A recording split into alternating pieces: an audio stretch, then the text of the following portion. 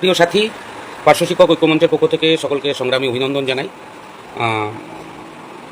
আশা করি আমরা সকলেই সুস্থ আছি। তার মধ্যে একটা শোক সংবাদও রয়েছে। আজকে আমাদের একজন পার্শ্ব শিক্ষক দুর্ভাগ্যজনকভাবে আত্মহত্যা করেছেন। তার আত্মার প্রতি আমরা অবশ্যই সমবেতি, তার আত্মার শান্তি কামনা করছি। তার মধ্যেই বেশ কিছু প্রশ্ন আমাদের মধ্যে উঠে আসছে পার্শ্ব শিক্ষকদের তরফ থেকে। সেই প্রশ্নগুলোর উত্তর দেওয়ার অবশ্যই চেষ্টা করব। প্রথম প্রশ্ন হচ্ছে, পার্শ্ব শিক্ষকদের টেট বাধ্যতামূলক কিনা, টিচার এলিজিবিলিটি টেস্ট। আমি আপনাদের সকলকে বলবো, টেট দেওয়ার জন্য অবশ্যই আপনারা প্রত্যেকেই মানসিক প্রস্তুতি রাখবেন। তার মধ্যেও যে বিষয়গুলো রয়েছে সেটা হচ্ছে, টেটের জন্য 2 বছর সময় আরও বাড়ানো হয়েছে মহামান্য সুপ্রিম কোর্টের পক্ষ থেকে। বিগত দিনেও 2 বছরের একটা সময়সীমা ছিল, আবারও 2 বছর বৃদ্ধি পেয়েছে। 2 বছর মানে প্রায় 28 সালের আগস্ট মাস পর্যন্ত। অতএব সময়টা অনেকটাই রয়েছে। এখনই কেউ এটা নিয়ে দুশ্চিন্তা করবেন না, এটা নিয়ে কেউ কোনো রকম হতাশ হবেন না। যদি করতে হয় তখন দেখা যাবে যখন সরকার এটার আয়োজন করবে।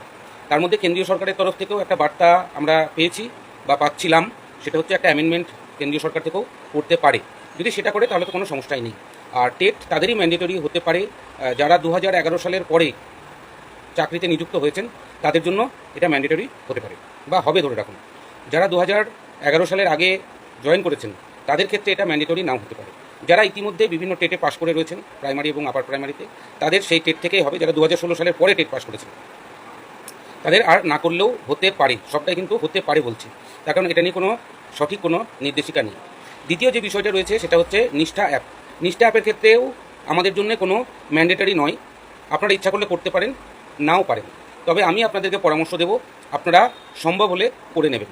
কারণ এটা যদি করেন তাহলে শিক্ষক হিসাবে আমরা সবাই আপডেট থাকবো এবং আপডেট হবো। আর এটা এনইপির ওপর তৈরি, অর্থাৎ ন্যাশনাল এডুকেশন পলিসি, তার উপরে এটা তৈরি। ফলে সেই বিষয়গুলো আমরা অনেকটা জানতে পারবো এবং স্টুডেন্টদের সঙ্গে সেগুলো আমরা শেয়ারও করতে পারবো।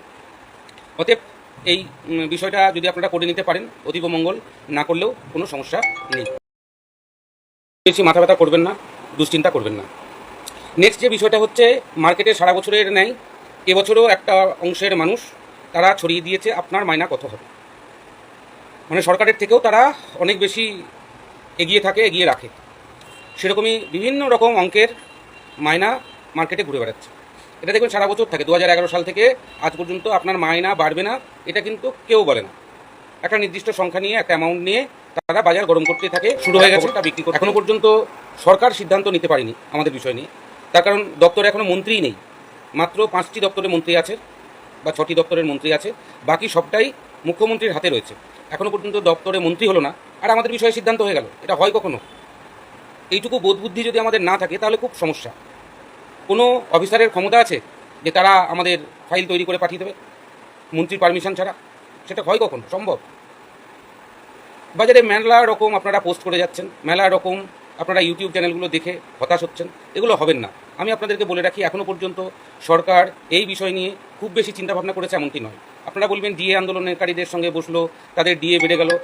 আপনি বলুন তো, ডিএ কি সত্যিই বেড়েছে? এখনও ঘোষণা হয়েছে কত পার্সেন্ট দেবে? আলোচনা হয়েছে সংগঠনের সঙ্গে। এখন পর্যন্ত মাননীয় মুখ্যমন্ত্রী 5টি সংগঠনের সঙ্গে বৈঠক করেছে, তার বাইরে কোনো সংগঠনের সঙ্গে এখনও পর্যন্ত বৈঠক করেননি। জনতার দরবারে কয়েকটি সংগঠন গিয়ে বিক্ষিপ্তভাবে আলোচনা করে এসেছে, তাদের সেরকম বিক্ষিপ্তভাবেই উত্তর হয়েছে। তার বাইরে আনুষ্ঠানিকভাবে মাননীয় মুখ্যমন্ত্রী এখনও পর্যন্ত কোনো সংগঠনকে সময় দিতে পারেননি। তার কারণ প্রায় 35-40টা দপ্তর, 35টা মন্ত্রীর কাজ মাননীয় মুখ্যমন্ত্রী একলা সামলাচ্ছে। অতএব তার পক্ষে সময় দেওয়াটা অত্যন্ত কষ্টকর, সেটা আমি আপনি সকলেই জানি। আমরা আশা রাখছি আমরা খুব শীঘ্রই মাননীয় মুখ্যমন্ত্রীর সঙ্গে সাক্ষাৎ করতে পারবো। যে কোনো দিন আমাদের কাছে কল আসতে পারে, যে কোনো দিন আমাদের কাছে ডেট টাইম আসতে পারে। আমরা তার জন্য প্রস্তুতও রয়েছি। অতএব আপনারা এখনই দুর্ভাবনার কিছু নেই, সম্ভাবনা উজ্জ্বল আছে। আমার কাছে যতদূর খবর, ইস্তাহার অনুযায়ী, বিজেপির যে নির্বাচনী ইস্তাহার ছিল সেই ইস্তাহার অনুযায়ী সরকার এগোচ্ছে। এখন ফাইনাল না হওয়া পর্যন্ত আমরা কেউই কোনো কনফার্মেশন দিতে পারছি না। আর কোনো অফিসিয়াল খবর থাকার কথাও নয়, অফিসিয়াল খবর নেই। কী করে থাকবে? দপ্তরে মন্ত্রী নেই। কোন অফিসারের ঘাড়ে কটা মাথা আছে যে মন্ত্রী ছাড়াই সে তার মতো একটা ব্যবস্থা করে দেবে? কেউ বলছেন 40%, কেউ বলছে 30%, কেউ 18,000, কেউ 35,000। এই সমস্ত চর্চা থেকে দূরে থাকুন। এই চর্চাতে আমরা আরও হতাশ হচ্ছি। আর এই হতাশা থেকেই আজকে আমাদের একজন সাথীকে আজকে আমাদের কাছ থেকে চলে যেতে হলো। আমি আপনাদেরকে অনুরোধ করব, নতুন সরকার এসেছে, তাকে নিশ্চয়ই সময় দিতে হবে। 15টা বছর আমরা যন্ত্রণা ভোগ করে আসছি, আমরা সত্যিই আর পারছি না, সেটা নিয়ে কোনো সন্দেহ নেই। তবুও আমি আপনাদেরকে অনুরোধ করব যে কয়েকটা দিন আমরা সময় দিই, প্রয়োজনে কয়েকটা মাস আমরা সময় দিই। তবে যদি আগামী 22 তারিখ বাজেট রয়েছে, আপনারা সকলেই জানতে চাইছেন বাজেটে কিছু হবে কিনা। আমি আপনাদেরকে বলবো, বাজেটে যদি হতাশাজনক কিছু হয়, আশানুরূপ যদি কিছু না হয়, তাহলে পরে কিন্তু আমরা ছেড়ে কথা বলবো না।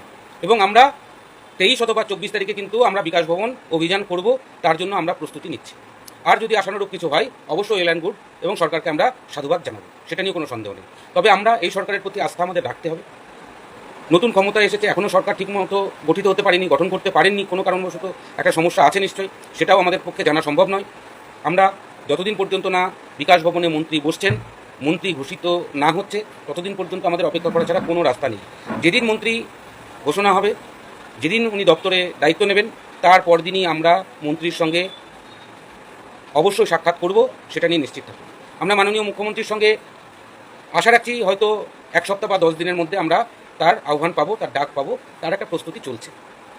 সেটা নিয়েও আমরা মুখিয়ে রয়েছি যে রাজ্যের এতগুলো মানুষ, পার্শ্ব শিক্ষক শিক্ষিকা, তাদের যাতে সুদিন ফিরে আসে, তাদের যেন প্রত্যেকের পরিবার রক্ষা পায়। আমাদের অত্যন্ত আদরের এই সরকার এসেছে, মাননীয় মুখ্যমন্ত্রীর মুখ থেকে হয়তো আমাদের শব্দটার নামটা একবারও পাইনি, তার জন্য আমাদের মধ্যে অনেকের আক্ষেপ রয়েছে। কিন্তু এটাও মনে রাখবেন, যাদের নামগুলো বারবার শুনেছেন তার মুখ থেকে, তাদেরও কিন্তু কিছু হয়নি। অতএব মুখ থেকে বলা মানেই হয়ে যাবে, বিষয়টা এরকম নয়। শুধু শুধু মুখে বললো, কাজের কাজটা হলো না, তাতে কিন্তু লাভের লাভ কিছু হবে না। অন্য কোনো সংগঠনের সদস্যপদ আপনি নিতেই পারেন, লাভ কিছু হবে না, কেউ আপনার কথা ভাববে, এটা আমি অন্ততপক্ষে বিশ্বাস করি না। আর কোন সংগঠন পার্শ্ব শিক্ষকদের নিয়ে কী দাবি রেখেছে, সেটাও আমরা জানি। অতএব পার্শ্ব শিক্ষকদের কথা পার্শ্ব শিক্ষক ঐক্যমঞ্চ ছাড়া অন্য কোনো সংগঠন বলবে না, মানে সর্বোচ্চ যে আমাদের চাহিদা। আর এ সমস্ত বিষয় নিয়ে এখনই অত দুশ্চিন্তা করার কিছু নেই।